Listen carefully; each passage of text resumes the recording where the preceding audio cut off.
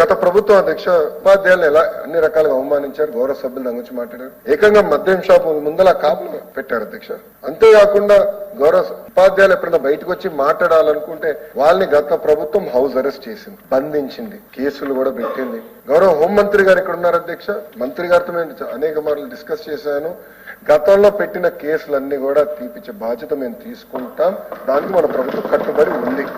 హోంమంత్రి గారు కూడా ఈ విషయం చాలా సీరియస్ గా తీసుకుంటున్నారు అధ్యక్ష. 2022లో గౌరవ సభ్యులు కూడా తెలుసు 1570 మంది టీచర్లు రూల్స్ కి విరుద్ధంగా ట్రాన్స్ఫర్ చేశారు. ఇది నేను సూటిగా బొత్స గారిని ఈరోజు అడదాం అనుకున్నా. ఆయన 3 సార్లు మంత్రిగా చేశారు, సీనియర్ మంత్రి. ఎలా చేశారన్నా సూటిగా ప్రశ్నిద్దాం అనుకున్నా. ఆయన ఈరోజు జంప్ హౌస్ లో లేడైనా. అంతేకాకుండా అధ్యక్ష 45 యాప్లు పెట్టారు, ప్రతి దానికి యాప్లు పెట్టారు, ఉపాధ్యాయులు ఇబ్బంది పడ్డారు.